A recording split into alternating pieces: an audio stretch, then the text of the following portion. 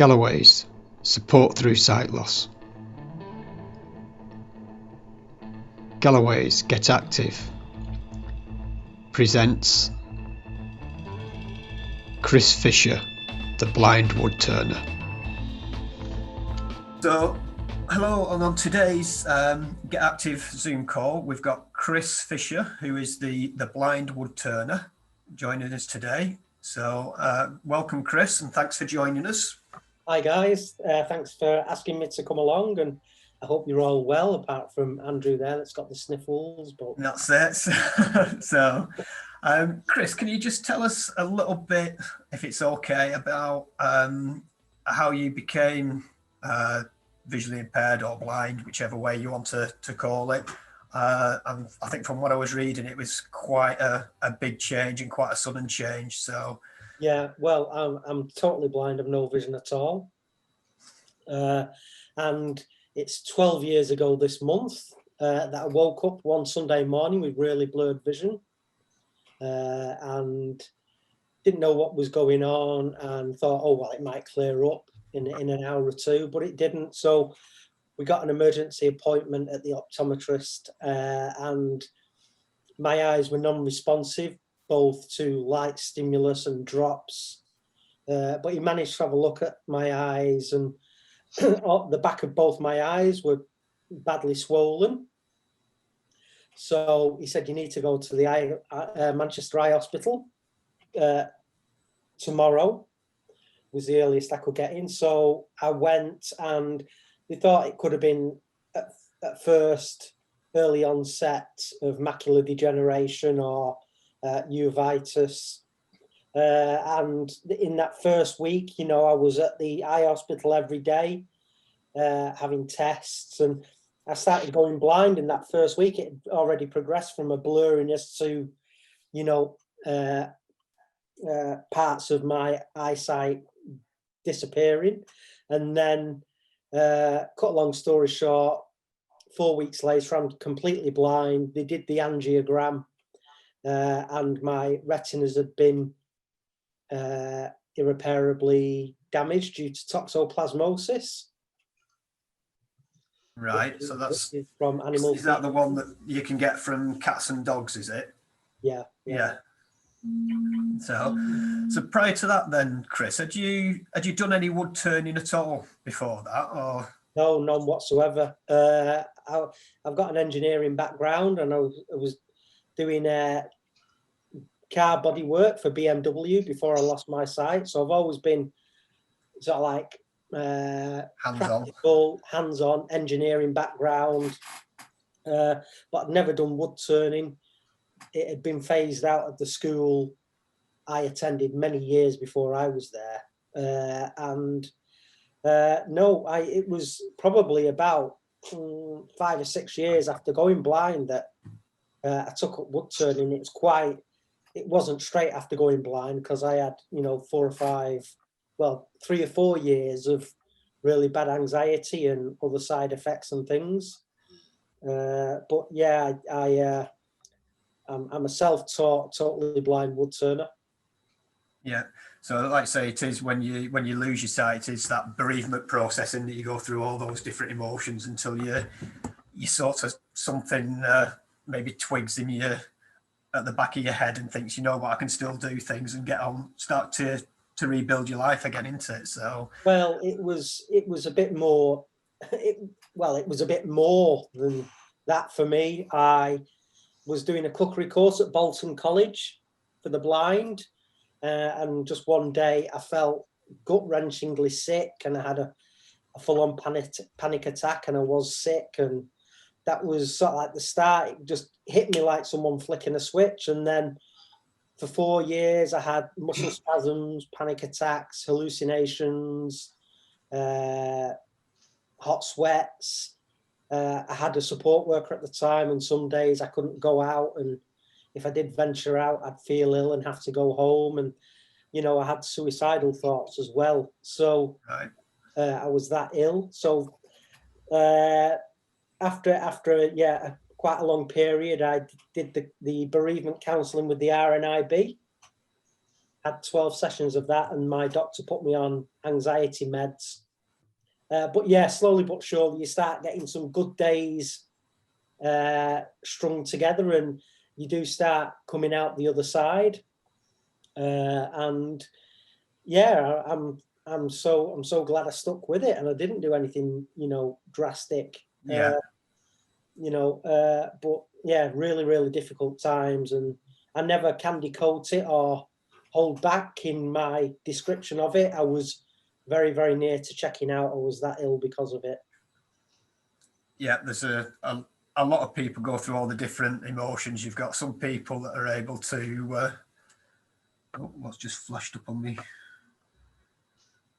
Don't know what that is. Something's just flashed up on my screen, so we'll get rid of that.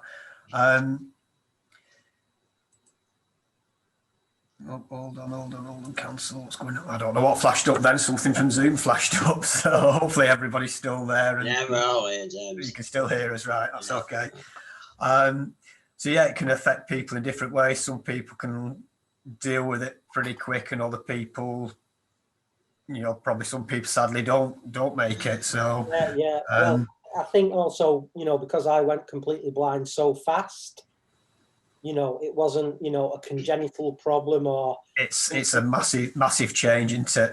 Yeah. So for it to have happened so quick, to go from sight to nothing in 4 weeks, my brain couldn't process it.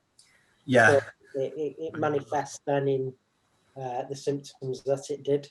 Yeah, it's sort of everything that you've previously known has sort of gone out the window and checked out, whatever. It's like, what the hell do I do now, sort of thing. But yeah. But you've come through that. You're doing well with all your wood turning. So what was it what made you think about trying wood turning then? I wanted a vampire steak, if I'm honest. Right. I'm a huge horror film fan and love Halloween, and I particularly like the vampire genre of horror. So I thought I'd like to have a nice vampire steak as a bit of horror art and a horror prop. But I didn't just want to get a stick out of the garden and whittle it with a sharp knife. So right. I knew that it would have to be sort of like wood turning. I knew that much. So I listened to YouTube we've worked it out, it was 600 hours worth of study. So I just sat with the laptop every day at home for about 4 hours every day and assimilated as much knowledge as I could on the subject of wood turning. There's some really good stuff on YouTube. You can pretty much learn anything. I use it a lot. So yeah, so that was my classroom. So 600 hours. I thought, right, well, I know as much as I'm gonna know without actually getting a lathe and getting on with it. So I purchased a lathe and the tools and some wood and just taught myself by touch. Right. So is the equipment you've got, is it adapted in any way, or is it just regular equipment that anybody would use? No, it's pretty much the same as anybody would use. The lathes and things. I have got some adapted tools, and there's a special sharpening system that I use, not adapted, but it's made in Sweden, and it has a load of different jigs, so you can get the correct bevel angle when you sharpen on your tools. So on my wood turning tools, I have a pen friend label. So it tells me what jig setting I need and what jig for that particular tool. I have a talking tape measure and things like that. So I do use technology in my working life, but not the actual main machinery isn't adapted. But it's all professional grade equipment I use now. So yeah, I noticed it was either on your Facebook or website that you're now sponsored by a tool company. Is that correct? Well, I'm sponsored by quite a few people now. There's a couple of companies in America that sponsor me. Tormek, the Swedish sharpening system, they sponsor me, Axminster Tools and Machinery, they support me, and I have invented a product that has made it to market, which was invented for me being blind, but by happenstance, it's of good use to sighted wood turners as well. So I have got a product that I invented that's made it to market as well in the tool and machinery world. That's good. So I'm guessing once you've kind of knocked the rough edges off a lump of wood, I don't know anything about wood turning myself, but I'm guessing you start with a squarish block and you knock the corners off, and I guess once you've kind of got that rough edges off, I guess it's quite tactile, isn't it? Well, it can be. It's funny because you've got sort of like the terminology is roughing out. So once you've knocked them corners off and you've got it to a cylinder of whatever size it is, you can then start shaping and getting the form that you like, whether or not it's a utilitarian object. So, you know, something you're going to use, a bowl to eat with, or, you know, a fountain pen, whatever. Everything pretty much starts as a cylinder or a disc. And then depending on what tool you use, whether or not it's a goblet or a bowl, you know, a different tool will give a different cut, and we'll use it in different areas to shape and form the wood. So I'm mainly a wood turning artist now. So I've progressed, and my work is, a lot of it is tactile. So it becomes even more of a sensory experience for me. So that's always sort of like an element I like to use in my work to make it tactile. But I also do a lot of colouring along with texturing. So people say to me, well, you know, why are you colouring it when you can't see? Well, it's a challenge. I know my way around a spray can and an airbrush, and because I used to work in the trade, and you know, most of my stuff is bought by sighted people. So, you know, to employ some colour and texture, it's me, you know, making stuff for a different, you know, clientele. Not everybody likes just the round and brown stuff. So, you know, and there's probably the world's most famous wood turning artist, Nick Agar, who makes stuff for the royal family, and Asprey's the royal jeweler. He actually supports me now and sponsors me, and he's the one that taught me how to power carve and texture my work. So to have the world's greatest wood turner as a friend and a mentor, you know, really has pushed me to the next level. So is that when, for example, when you've done a bowl and if you just did it normally, you'd end up with the smooth sides of the bowl, and then you go and put like a crisscross texture or something like that? Yeah, I do crisscross textures, a scallop, sort of like a hammered effect, and you know, I can make a piece. I can make a wooden bowl look like it's a metal bowl, and use gilding effects and all sorts of stuff. So I can, you know, make a piece of wood look like a piece of metal. So it's all done by a picture in my mind and by touch. So how long did it take you then from, I know you said it was about 600 hours of YouTube, and then you got a lathe. So what would you say, how long would you say it took you to make that first vampire steak? And was that the first thing you made? Yeah, it took me, to do the vampire steak, probably took me a couple of days, that first one. But I could knock them out now in probably a couple of hours. And that would incorporate texturing and colouring and embellishing and all sorts of stuff. So yeah, I've come a long way, and compared to a sighted wood turner, I'm still a lot slower, but it's all about not giving up and being tenacious and the confidence, and, you know, trying my best to compete in a world that is 99.9% sighted people. So, you know, things do take me longer, but I enjoy the process, take my time, and aim to have a beautiful world-class product at the end of it. Definitely. And I think with what you're doing and what other people may be doing with different things for them, it's all about, getting away from the norm, breaking from the norm, and Mhm. doing something you enjoy doing. And by doing that, it helps with your mental health as well as Good, everything else, good. doesn't it? Yeah, Uh, being active physically and mentally, it's great therapy.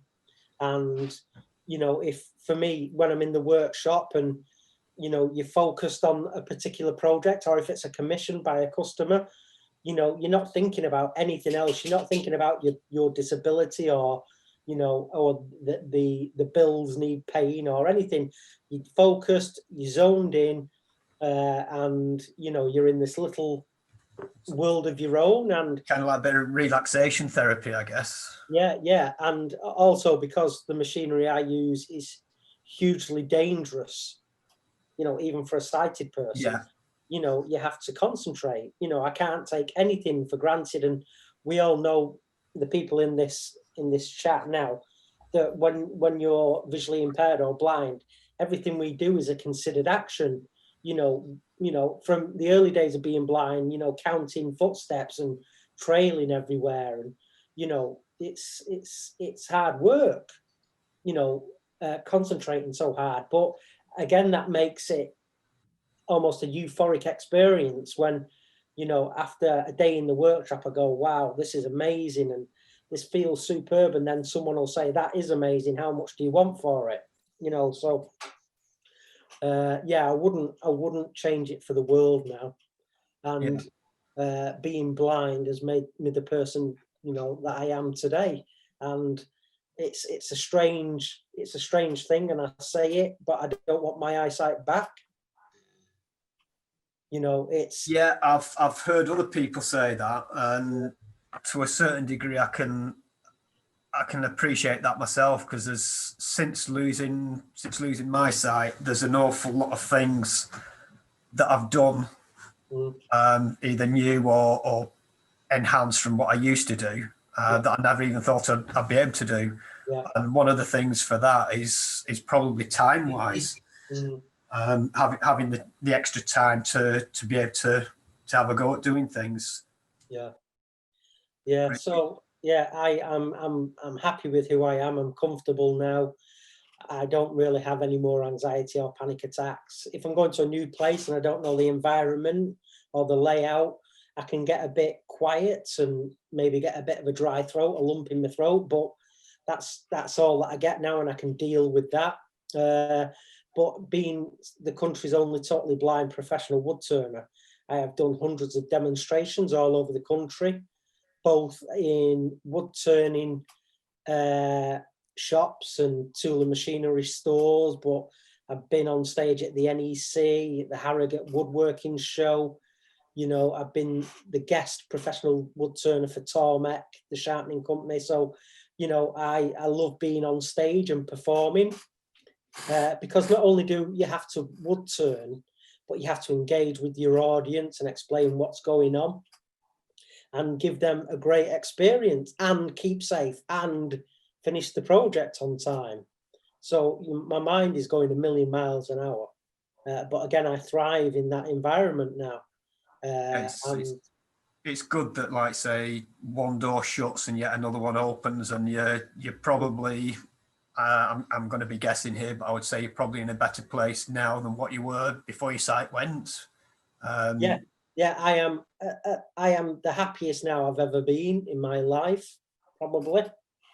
I've got a great career, albeit now that everything's packed away, ready to move. And I had, 20 demonstrations cancelled this year because of the virus. So I've lost thousands of pounds, but we're moving to a new home in a new part of the country. I've got an amazing wife who supports me. She's my business manager as well. She does all my bookings for public speaking, demonstrations, things like this. And we're a great team, and I am, so happy with what I've got, where I'm going, who I am. It is a very great time for us all. And one thing, probably one of the pinnacles of that is last August, I sat my professional wood turning accreditation and passed. So My proper title is Christopher Fisher RPT, and the RPT stands for Registered Professional Turner, and I'm the first ever blind person to achieve that accreditation. Congratulations. So I'm the first ever blind master turner. So, you know, I've got the diploma and I'm allowed to teach now. And, you know, you get, you know, to have the support and from your peers and, you know, validation for all your hard work. It's really cool. So it just shows, you know, that put all that hard work in with anything, you know, like Andrew was saying before, you know, this Keep Fit thing, Keep Fit app, you know, he was mentioning, you know, you'll get out what you put in. And if you want to get in shape, you've got to stick with it. And if you want to become a wood turner who has no vision, you can do it. You know, there's no mistake about it. We can do anything and be anything, even though we're blind. It just, you know, just give us the time and the support we need and we'll get there. We can do anything. You know. Yeah, I've always said the same sort of thing, that if there's something you want to do, go and do it. All right, we may have to do things in a different way to the sighted world, but give us the help, the support, and whatever. And there's nothing we can't do, sort of thing. Right. So, We'll find a way. We'll find a way. And as soon as you get that passion for something, no one on this planet will stop you achieving your goals and ambitions.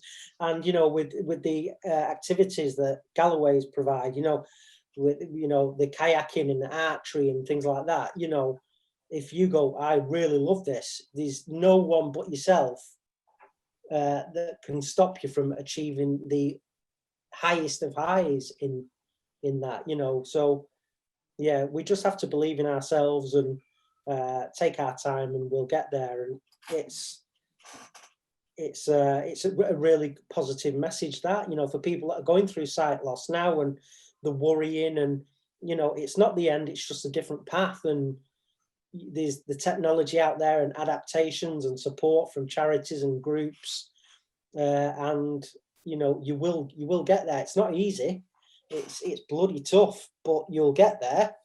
Just never give up. definitely. And it must have been when you made your first piece that somebody said, you know what, that's really good, how much do you want for it? I mean, that must have been a real wow moment for yourself, that somebody else has found what you've done so nice that they would like to buy it off you. It's a great confidence boost, that, because you think, well, I must be doing something right then, and you know, I'm doing okay here. And subsequently I've had commissions from people all over the world, and that's, you know, it's really nice. And you know, I make my own handmade fountain pens and ballpoint pens that we were talking about before, and you know, it's really nice to, you know, get a commission from some. Well, I've sent fountain pens, you know, Los Angeles to New Zealand and everywhere in between, and you know, it's amazing the people that you meet. And I've built up so many friendships through social media as well, and my demonstrations, and being featured up by the BBC a few times, and that's Lancashire, and made the cover of Wood Turning magazine, and been featured in a couple of magazines that champion people with disabilities. So, you know, social media is an invaluable tool to get yourself out. And, you know, as soon as I've done something, you know, either myself or Nicola can photograph it, do a description, and, you know, that morning's work can be viewed by a global audience within seconds. Yeah, definitely. But it's amazing to, I mean, forget about the sight loss for a second or so, but the accomplishments that you've done, from not doing any wood turning before to where you are now, it's a massive achievement for anybody, regardless of what the sight level is. So let alone once you take the sight out of it as well, it's amazing. And it's very positive that what you've said, if you find something you want to do, go out and do it, stick at it, and you can achieve basically what you want to achieve.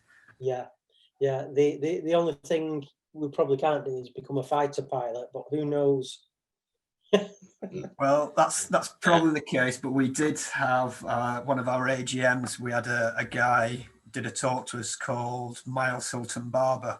Mm, I don't know if you've ever come across him. I've heard But of him, yeah. he flew from London to Australia in a microlight, Yeah. and he had a co-pilot with him that had done all the training and everything. And I think it was the day or the night before they were due to set off. This guy had cold feet, and it was like, "What do I do now?" So they put a word out, and he said, "He got in touch with someone." He said, "Fancy going on a trip to Australia in a microlight?" And he said, "Yeah." He said, "By the way, your co-pilot, you know, your pilot's registered blind." He says, "Yeah, come on, let's go for it." But he'd had all the instrumentation was sort of converted to speech as well. But and like I say, they flew from London over to Australia in a microlight. So you never know. It is possible. Yeah. Well, again, with technology, who knows what the future holds for the blind and visually impaired. Yeah, no problem. So has anybody got any questions for Chris? Yeah, I have. Yeah, I'm Brian. I'm Brian. I'm same as you. I was totally blinded at the age of 22, just straight away, a car accident. All right. Okay. And what I did, because I didn't even know I was depressed, because I turned to alcohol and stuff. So I just stayed pretty merry for about 10, 20 years. But I don't drink or smoke or anything now. Right. But because I didn't know I was going through depression like everyone else did. But since then, I've done a bit of wood carving, which I went to Galloway's and we learned it at Southport Galloway's, using rasp to do wood carving. And I did this, I did some at home. I did an alien's head and a massive shoe. And I took them into Galloway's at Preston to show them to somebody. And one of the women there bought them off me. So that was amazing. Oh, it must be all right then. But since then, I haven't done much wood carving. I've been learning 6-string classical guitar. Oh, right. Wow. I'm just coming into my second year. I'm doing really good.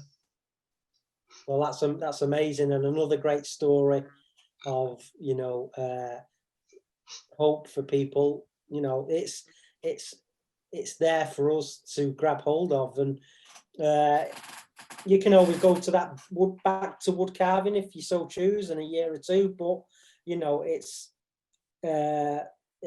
really, really positive. Yeah, I was wondering, with wood turning, because when I've been doing carving, if I come across a knot, I can just take it out and just blend it into whatever I'm carving. How do you get on with turning? Is it same thing? Yeah, if there's a knot there, you can make it a feature of the wood. Well, it is a feature of the wood, and the technical term for a knot and things like that, it's called an inclusion. Oh. So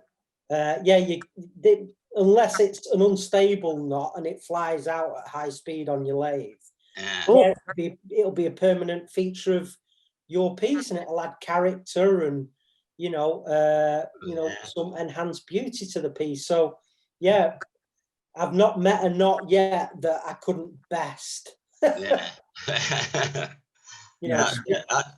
just blended them into what I'm carving. Or if they fell out, I just made the indentation a bit bigger than what I wanted or something. Yeah, that's all you can do really. But you know, with modern techniques, you know, if that knot falls out, some people now are filling that void with coloured resins and incorporating resin into their woodworking, and there's lots of amazing things you can do.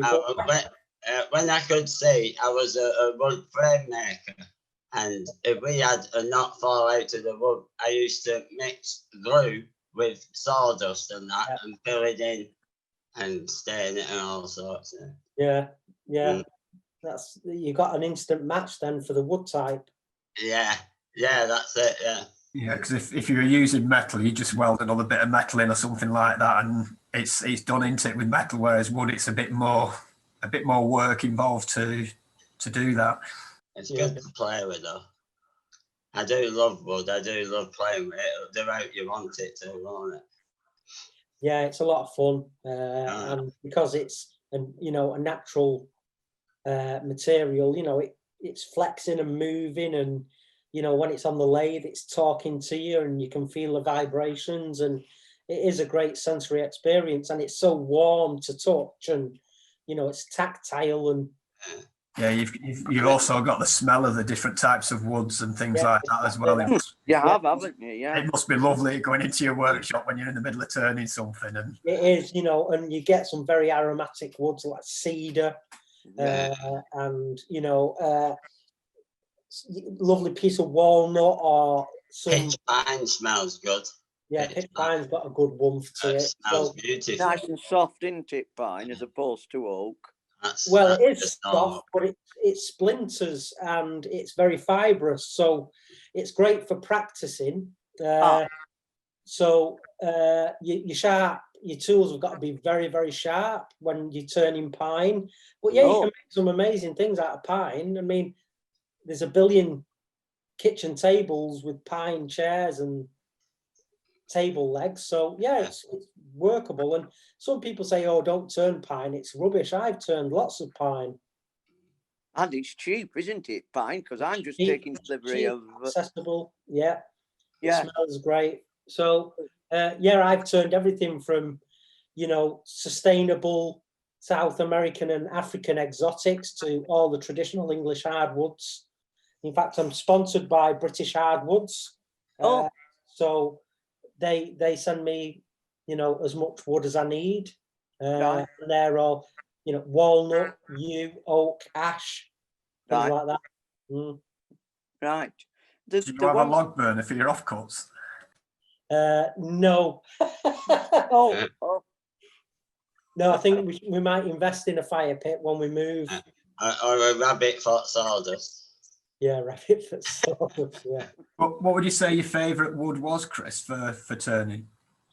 Depends on the project, James, but for if it's a piece that I'm ultimately going to colour and texture, I'll use something that's quite plain to start off with, like sycamore or lime. Obviously, if you got a really beautiful piece of burl, like the dashboard in a Rolls Royce, or you wouldn't dare colour that because it's so beautiful to start off with. So sycamore and lime for when I'm going to texture and colour it. I make a lot of goblets out of ash because they're nice and heavy and dense, and especially if people want to drink out of them. Oak and ash I like. You wouldn't use a wood such as yew for a drinking or eating vessel because yew is toxic. But yew is a beautiful wood. It has a lot of beautiful figuring. It has different contrasting colour and tone. So for a naturally stunning piece of wood, yew. And I have the Be My Eyes app on my phone. So if Nicola's not around, I could get someone to describe what colour the wood is. You've just mentioned the Be My Eyes, Chris. We're actually a few months ago we became one of the specialist partners on Be My Eyes. So if people wanted to talk to somebody from Galloway's, we've got teams there that can access that as well. So well, I know Hans-Jürgen Weiberg, the inventor. Yeah, he's interviewed me a couple of times, and he follows me on YouTube and things. Yeah, Andrew that was on before, he's worked quite a bit with him, and he's done a couple of these Zoom meetings with Hans as well. Yeah, great team. And it's a great app. So obviously I use that. But if Nicola's around, Nicola might come into the workshop and say someone's just commissioned a bowl and they want it out of this, and Nicola will have a look and say, oh, this piece has got some lovely colour and grain to it. And I trust Nicola's judgment. She's been around wood turning long enough now to have developed a keen eye for it, and she's also my quality control. So when a piece is finished, she'll say, you know, and it very seldom happens that a piece wouldn't, you know, pass muster, because, you know, I'm feeling it all the time, so I know what feels right. But Nicola's there for helping me choose material and, you know, for critiquing stuff, especially if it's something I'm trying for the first time and developing a new technique or texture. Nicola might say, oh yeah, that does work, and then I'll do a few of them until it's locked down in my memory map. Right. And then yeah, so Nicola is an integral part of that whole process. So again, you know, we do need support in the things that we do, but Nicola will just leave me in the workshop and let me get on with it. People say, oh, you're not scared of Chris getting hurt? And we don't consider it. If it happens, and we'll deal with it at that time. But I'm very safe. I have to start, stop the lathe, feel, start, stop, feel. Again, this adds to the time that it takes, but at least I'm not becoming complacent or dangerous and, you know, not reaching into machinery whilst it's still spinning with a blade or something like that. So to a certain degree, it could be a bit safer because you're aware of those things more and you take more time, whereas someone who's got the sight may think, oh, I can just stick my hand in there and whip it out really quick, and that's when things happen. So you've just summed that's where accidents happen, isn't it? Yeah, it is. Well, you've just summed it up perfectly there, James. People with eyesight, they'll leave the lathe spinning while they reposition the tool rest, or, you know, the bandsaw's just cut a piece of wood, so they'll go in and reach, and that's it. They become complacent, they become too comfortable, and within seconds they've lost a finger. Whereas we have to stop, let the blade come to a rest, or the lathe, then have a feel, touch, and then get set up and repositioned. And it's only when I'm in the right position, my body's in the right position, the tool's on the tool rest, it's only then I'll hit the start button. So you don't actually hold the tool itself, do you not? I do, yeah. Right, because I was just wondering what guards you might have round there. Guides and guards you might have to help locate where things are. Well, I've got... For safety's sake, you know. For safety, nothing. Some of the bigger lathes, they'll have like a cage guard that comes over. Oh yeah, I've seen that. Yeah. But most lathes don't have guards. A bandsaw won't have a guard. No, I know a bandsaw won't, and like you say, they're lethal if not used properly. Yeah. So no, it's and obviously with being a wood turner, a wood turning lathe is different from like a capstan lathe or a machining lathe. Yeah. You know, I hold the tool and I have to steer that tool around to get the shape. Well, that's why I was thinking, you know, do you not have anything to guide your hand in the first place? No, it's all muscle memory map. Right. And can I just ask you about your lathe? Because my friend had a lathe and he just used to do spindles for staircases. Yeah. How do you make that to make a goblet? Because is it a different lathe? No, well, turning a goblet is spindle turning, although you hollow one end out. No, but how can you get to one end? Because this was holding the spindle at either end, so you can't get to it. Yeah, well, when you've roughed it out into a cylinder, you will put a tenon on one end, and then you'll have a chuck. Wood turning lathes have chucks, just like... Oh, yeah. Like your drill. Yeah. So the chuck will hold the tenon, so it's held at one end, and then the other end is exposed for you to hollow out. Oh, I thought it might be something different, like, you know, like a potter's wheel what fastens it, and you work from top or something. No. Oh, you mean a vertical lathe? Oh. So it's held in place with a chuck. There's different ways you can hold work on a lathe. In between centers, like you described for turning spindles, you can do that. You can turn between centers. You can hold on with a chuck, a face plate. There's quite a few different ways. And just that one lathe would hold a big piece to do a ball as well. Yeah, my lathe will do it. My lathe. Well, I've got 3 lathes. All right. And all 3. Well, 2 of them will do bowls and spindles and goblets and everything.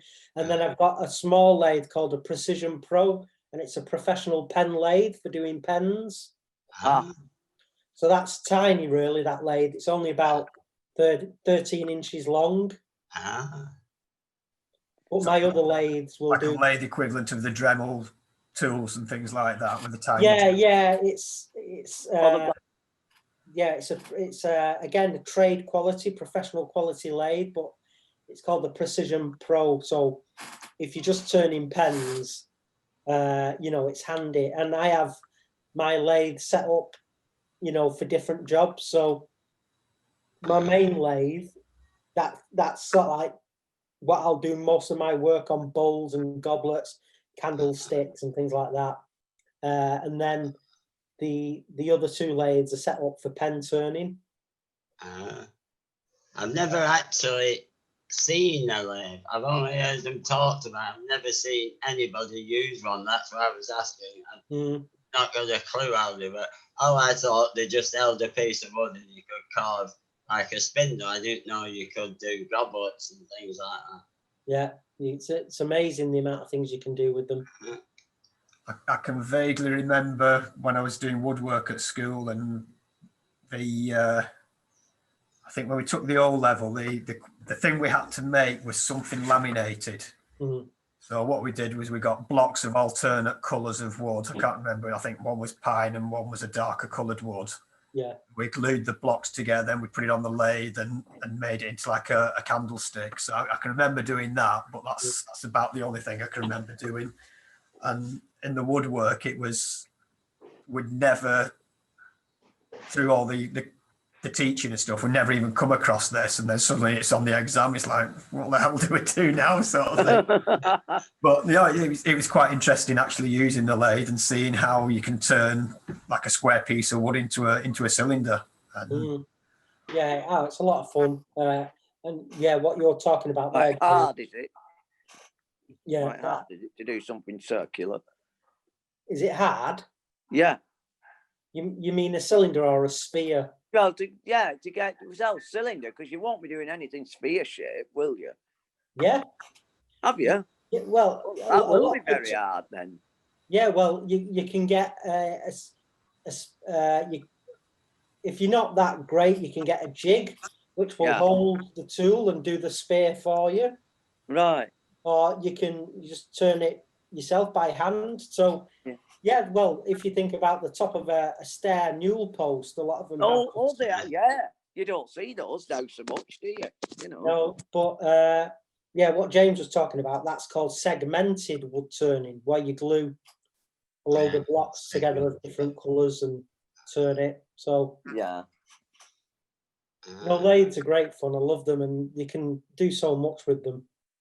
So when you're doing a bowl, Chris, what would you start hollowing it out first, or like the inside part, or would you start with the outside? And start with the outside first. The first thing is get it balanced and trued up, and then I would do the outside first to completion, then spin it around and hold it with the jaws on the chuck, and that's whether or not I've decided to do a mortise, so the jaws hold it in expansion mode, or a tenon, so the jaws are gripping it.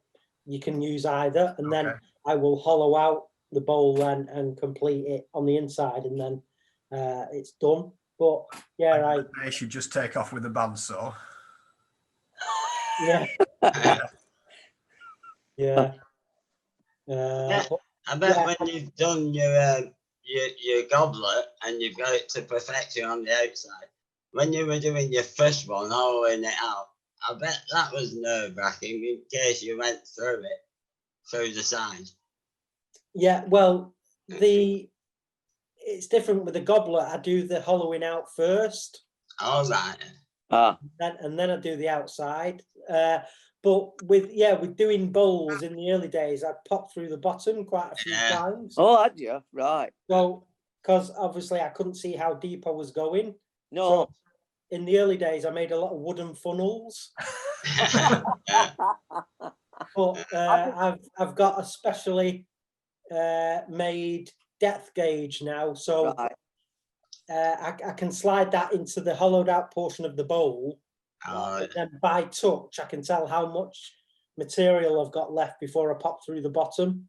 Right. So I don't pop through the bottom anymore because I've got a specially designed gadget. Yeah. Because when I'm drilling, if I'm drilling wood or anything, I always end up going that little bit too far and coming out to the other side. It's easily done. Yeah. So, and any other questions for Chris? Yeah. Did you say you worked with oak? Because I'm just about to take delivery of some furniture on Sunday. I just had confirmation today that they can deliver Sunday. And I just wondered if you work with oak, because it's very solid stuff, isn't it? Yeah, no, I've turned lots of oak. It's a great wood. It's as tough as nails. Well, that's why I got it, you see. It will last a lifetime. Well, this is it. In fact, it will last centuries. Oh, right. So when I'm gone, this furniture I bought should carry on after I'm dead. Oh, yeah. Right. And just funny, you were saying how wood is warm. That's one of the reasons why I went for the wooden handles. Not only were they big and chunky rather than the silly metal. There was two choices of handles on offer. Silly, tubulous metal handles, which I don't like, which I know you can catch things on, catch your hand on. But there was the proper wooden ones, which were nice and they were nice and big and chunky, and I knew that they were warm, because they're going in the bedroom. I don't want to be opening cold handles, opening a drawer in the winter with a cold handle. No. You know. It's lovely oak. You know, there's still oak framed buildings up that have been. There are, aren't there? Yeah, have been up since medieval times. So it's very durable, very durable. Right. And do you get your timber, whatever it is, from sustainable sources, so that we're not, cutting down a rainforest needlessly? Yeah. When I get timber, it's all from managed and sustainable sources. The forest and the land, it's coppiced and maintained. If I get exotic wood from overseas, it's ethically sourced. The communities and villages are involved and employed in forest management, replanting. Right. It gives the village a source of income. It does. So, no, it's important that we protect our planet, but we still have access to this amazing material that's such a great thing to work with. But it's important that trees that are cut down are replanted. And well, that's what that's what I'm thinking. It's all very well, one of the good things, as you say, about timber, you could soon replant them. It's not like coal, where you mine the coal, you can't rejuvenate coal. No. Or other fuels that or other materials that the planet provides us with. Some will just run out. Wood you can carry on, provided you replant. Yeah, exactly. It's an important part, and most wood turners will use either reclaimed wood, and salvage bits, salvage scraps here and scraps there. You can cut them up and glue them together like James did. So that's a good way of conserving your wood, and also make sure that your timber is from an ethical company that cares about the ecosystem. Because one of the problems with a lot of modern timber now is it's kiln dried, isn't it? I mean, offcuts like that, at least you'll be sure it's been seasoned properly. Yeah, as a rule of thumb, for every inch of thickness on a piece of wood, that's a year to dry. Oh, right. So that's a centimetre thickness is a year? No, an inch per year. An inch. And 10 inches a year, right? Yeah. So if you cut down an oak trunk that's 12 inches in diameter, Yeah. you know, they're saying 12 years under normal conditions to season. Yeah. What's that down to? Right. Is that down to? Yeah, go on. It's just that's. Oh. Hello? James, you've lost your speech. James, you muted. Sorry, yeah. Yeah, I was just saying, is that due to like the water content? So you've got to get it down to like 10-20% water content or something like that. Yeah, depending on, you know, what material. Some people will part turn something whilst it's green and then put it in a paper bag full of wood shavings, and then so they've reduced the drying time down from 12 years to 6 months. Oh, for goodness sake. And then they can come back to, they'll part turn it and then put it somewhere to fully dry then, or to that water content level that they like. And then so, you know, you could turn something in spring that's green, i.e. damp. Yeah. You know, hollow it out part way, put it in a paper bag, like I say, with sawdust, put it on the shelf in your workshop, and then come Christmas time, it'll be dry enough to complete. Oh. So, but again, you know, for people, I want my wood dry and I want it now, there is kiln dried wood, but it can become very dry and it can crack, and also. Got to say it'll crack, yeah. Yeah, well, not always. It depends on the, you know, the quality of, you know, the kiln and everything. And where I get my wood from, it's a vacuum kiln, so it's a good bit of it. So there's that, and then there are some wood turners that, you know, will turn a green bowl to completion, and if it warps and distorts, they love that effect. You know, they've got a wibbly wobbly bowl, and people like that as well. So I'm sat at a pine desk now, what I built, and the wood was pretty wet when I built it, and now it's all warped and everything, and my wife loves it because it looks really antique. Yeah, all that character. Yeah, it's all bold. Oh, right. Right. Well, thanks for joining us, Chris. It's been very interesting. Very much. I'm glad you enjoyed it. A little snippet of my world and my life now. I think you was born to be blind, to do what you're doing now. It was your vocation, this. Well, we've said this, and I alighted to that before. You know, it's who I am now and who I was meant to be. And to quote a line from one of my favourite bands, sometimes darkness can show you the light. Yeah, well, I'm like you. I don't want my eyesight back. I'm totally blind, and I don't want it back because I'm happier now than what I was then. Yeah. Was that a line from the Metallica song? Was it, Chris? Or? Well, it was Disturbed actually, but Disturbed.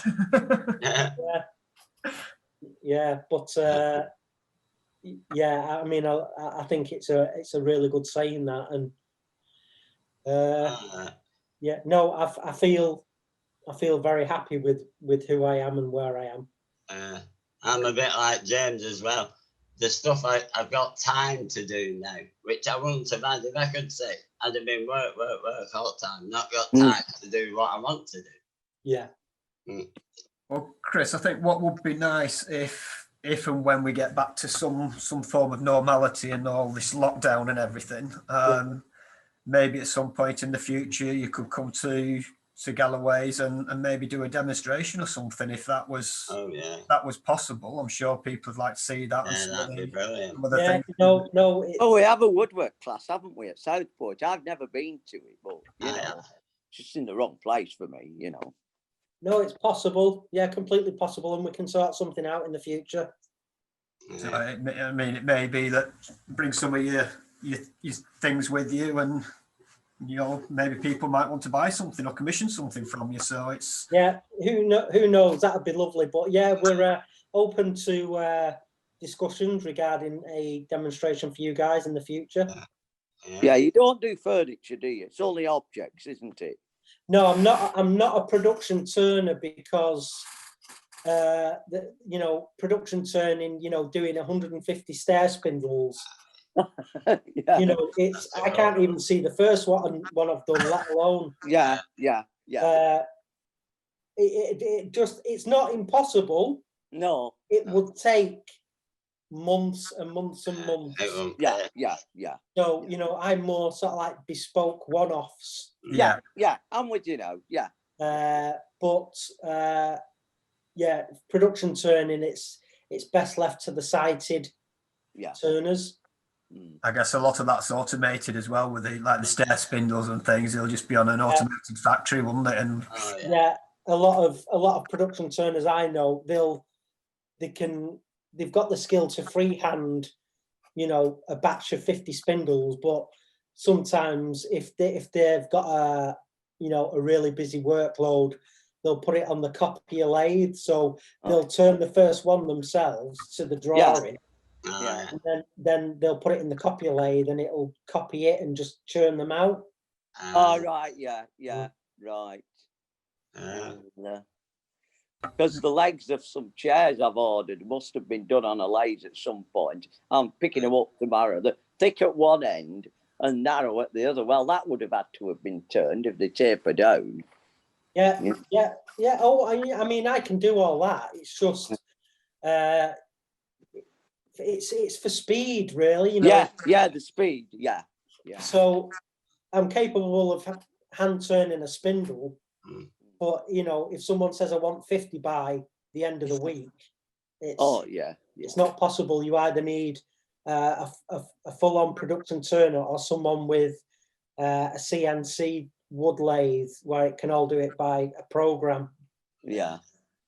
I think if you started doing stuff sort of on a mass scale like that, it would, to me, that would kind of take the enjoyment out of it. I think because churning something out that's the same all the time, and like, oh, there goes another one, there's another one. Whereas each bolt, whatever's different. But then the pieces haven't got personality. Yeah, each one's unique, is it?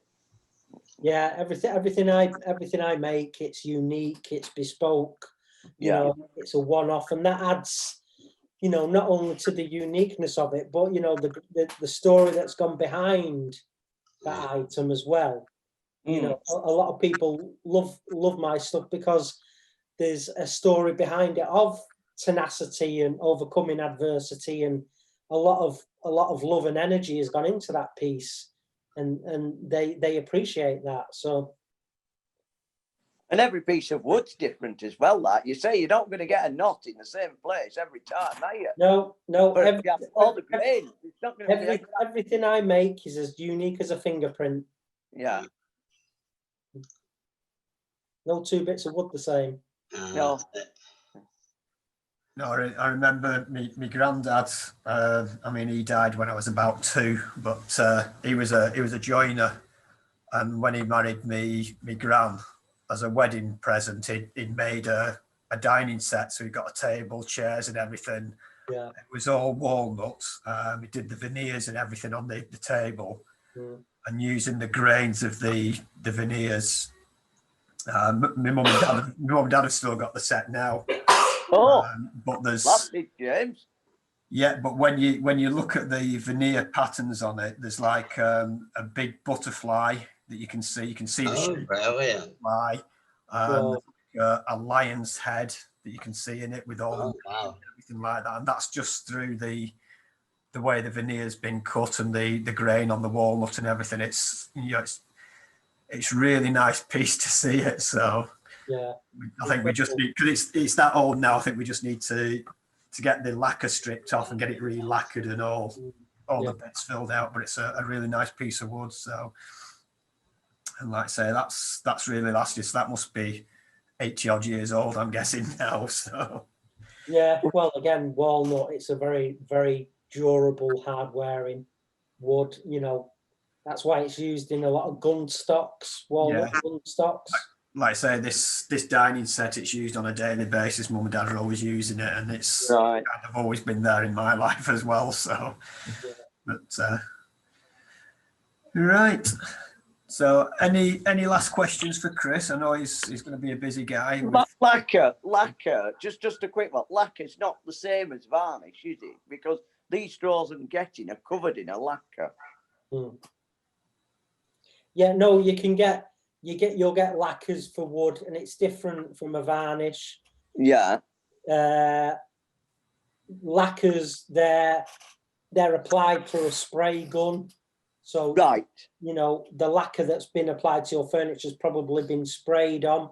Yeah, well, I would imagine, yeah, for speed, wouldn't it, in the manufacturing process? Yeah, and you know, I lacquer some of my pieces, and yeah, you know, I use melamine lacquer as well. Right. And you know, again, that's another skill set, and applying your lacquer and building it up carefully and letting it dry, and then you can flat it back and burnish it, and it's like glass when you're finished. Oh my goodness! Danish oil as well. That's quite good for putting a stain on, isn't it? The Danish oil. Danish oil, that's one of the curing oils, and you'll build that up in coats, and it'll go to a nice sort of like semi-gloss luster. And yeah, Danish oil is a great product. All that's left for me to do now is just to say a big thank you to Chris. Thanks for joining us, Chris. Hope the move goes okay, and we'll keep in touch. What I'll do, Chris, is I will send you once we've got this video together, I will send a link to you, and then you've got a copy of the video as well. Okay. No, thank you very much, guys, and hope you all continue to develop and blossom as blind individuals, and as I like to say, keep on turning. Oh yeah.